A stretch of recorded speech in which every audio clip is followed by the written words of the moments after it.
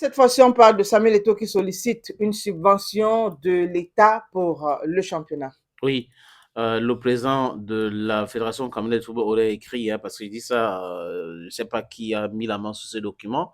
Ben bon, ça circule, beaucoup de personnes ont publié déjà ça, avec le logo de la Fédération camerounaise de football, Cameroon Football Federation. Ça date du 20 novembre 2024. Le président a, monsieur le ministre d'État, secrétaire général de la présidence de la République du Cameroun. Sujet, subvention de l'État pour l'organisation du championnat professionnel MTN Elite 1, MTN Elite 2, saison 2024-2025.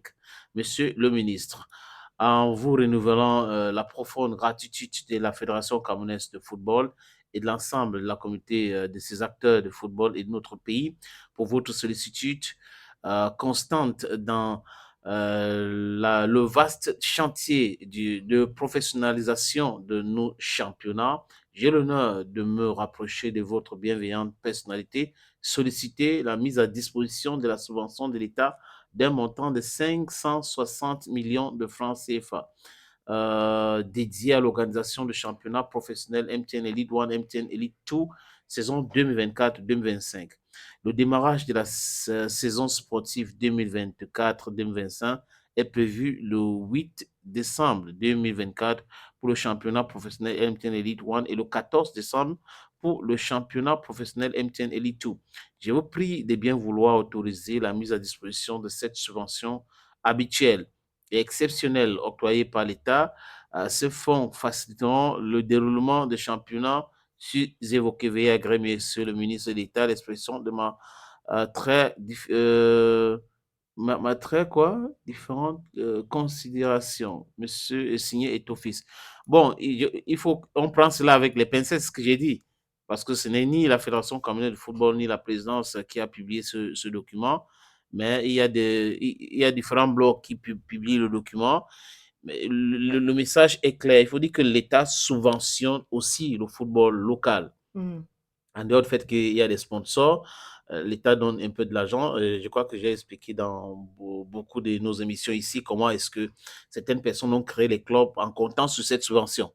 On avait des présidents aventuriers dans le football camerounais. C'était un des mécénaires qui créait un, deux, trois, jusqu'à 5 clubs juste pour attendre ces subventions-là. Mais aujourd'hui, je crois que les choses sont en train de changer. C'est pour cette raison que vous voyez des gens qui profitaient de football et l'agent de football qui sont en connivence avec certains blogs, avec certains journalistes. Euh, j'ai appris qu'il y a à peu près 14 journalistes dans les anciennes fédérations qui percevaient 100 000 par semaine.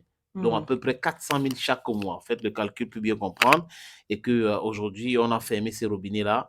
Raison pour laquelle les gars sont très, très en colère. Donc, si vous avez 14 journalistes éparpillés dans les médias qui prenaient l'argent, qui organisent des émissions de débat sur ces différentes antennes, vous pouvez comprendre pourquoi il y a ce bashing. Il y a ce bashing-là, mais le plus important, c'est le bon déroulement et le fait que les sponsors ou le sponsor comme MTN fait confiance à la gestion de fonds que la société MTN met à la disposition de la fédération. C'est le sponsoring, le partenariat qui est gagnant-gagnant. Donc, si MTN est satisfait déjà et que les autres sponsors sont satisfaits et que le championnat se déroule et que les footballeurs qui sont les acteurs principaux ne se plaignent pas comme avant, je pense que c'est ce il faut faire, il faut féliciter, il faut encourager. Dans ce courrier, on apprend que c'est toujours comme ça, que l'État donne cet argent, donc, et ça date du 20. Je crois que c'est porté pendant la période, juste à la fin de l'Assemblée générale ordinaire de la Fédération camerounaise de football. Et l'opportunité de publier ça maintenant, tu comprends ça? C'est un document qui a été envoyé, ça fait plus de 2 semaines. Bon, Après le lancement après le d'MTN Elite, lancement. on publie ça. Bon, là, je ne peux pas réellement dire. Peut-être la personne a de bonnes intentions. Peut-être la personne se dit, OK, ça pourrait aider, ça peut continuer d'aider.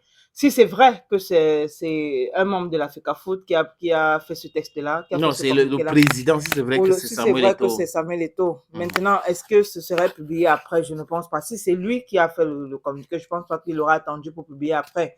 Certaines personnes Mais l'ont fait. maintenant, moi, j'estime que c'est certaines personnes. Encore qu'on le connaît un peu trop direct. Donc, quand il a quelque chose à dire ou quand il veut faire quelque chose, il le fait directement. Donc, je pense pas qu'il aurait attendu après le lancement pour envoyer, pour mettre ce communiqué sur les réseaux et tout. Moi, on attend de voir comment ça va se passer. D'un communiqué pareil peut en découler plusieurs actions et peut-être des actions positives pour le championnat. Voilà, c'est nos prières. Hein. On prie que ça soit toujours positif pour que ça se déroule bien et que les gars Cameroon, Bantu, Africa, Bantu, to the world, Bantu.